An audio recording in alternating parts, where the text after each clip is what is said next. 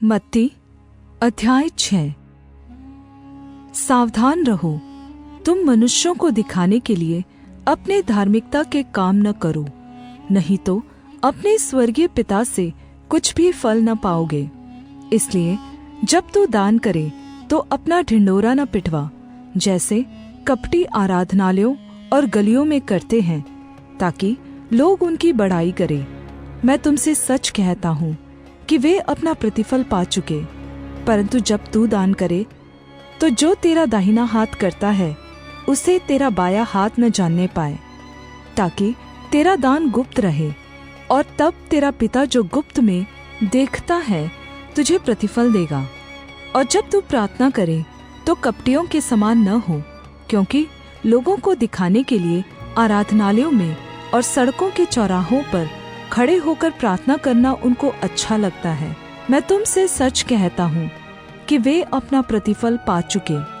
परंतु जब तू प्रार्थना करे तो अपनी कोठरी में जा और द्वार बंद करके अपने पिता से जो गुप्त में है प्रार्थना कर, और तब तेरा पिता जो गुप्त में देखता है तुझे प्रतिफल देगा। प्रार्थना करते समय अन्य जातियों के समान बकबक न करो, क्योंकि वे समझते हैं कि उनके बार बार बोलने से उनकी सुनी जाएगी। इसलिए तुम उनके समान न बनो, क्योंकि तुम्हारा पिता तुम्हारे मांगने से पहले ही जानता है कि तुम्हारी क्या क्या आवश्यकताएं हैं।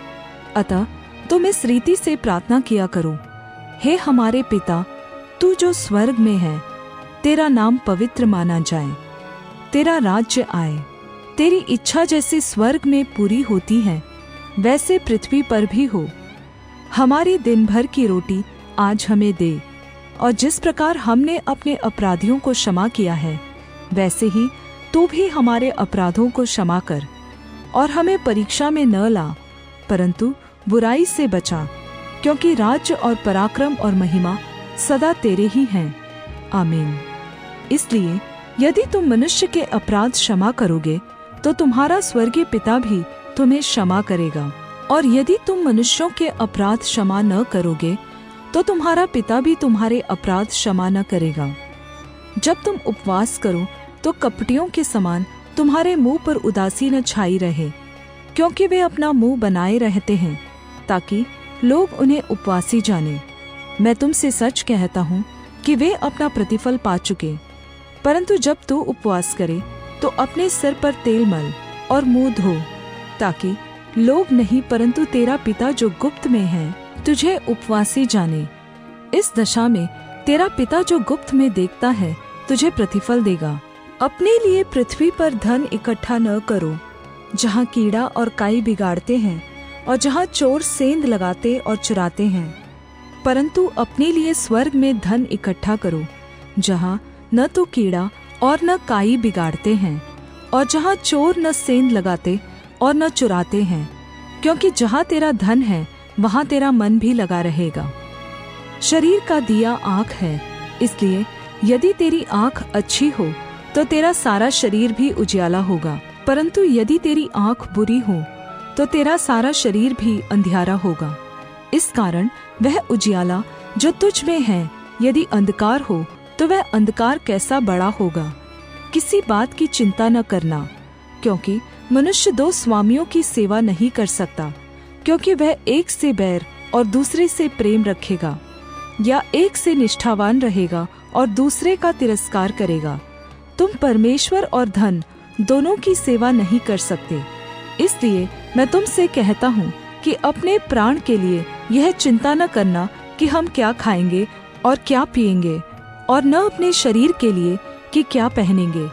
क्या प्राण भोजन से और शरीर वस्त्र से बढ़कर नहीं? आकाश के पक्षियों को देखो, वे न बोते हैं, न काटते हैं, और न खत्तों में बटोरते हैं, तो भी तुम्हारा स्वर्गीय पिता उनको खिलाता है। क्या तुम उनसे अधिक मूल्य नहीं रखते? तुम में कौन है जो चिंता करके अपने जीवन काल में एक घड़ी भी बढ़ा सकता है? और वस्त्र के लिए क्यों चिंता करते हो? सोसनों के फूलों पर ध्यान करो कि वे कैसे बढ़ते हैं। वे न तो परिश्रम करते हैं न काटते हैं। तो भी मैं तुमसे कहता हूँ कि सुलैमान भी अपने सारे वैभव में उनमें से किसी के समान वस्त्र पहने हुए न था।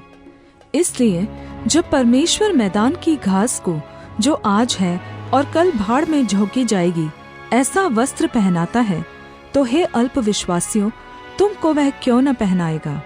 इसलिए तुम चिंता करके यह न कहना कि हम क्या खाएंगे या क्या पिएंगे या क्या पहनेंगे, क्योंकि अन्य जाति इन सब वस्तुओं की खोज में रहते हैं, और तुम्हारा स्वर्गीय पिता जानता है कि तुम्हें ये सब वस्तुएं चाहिए।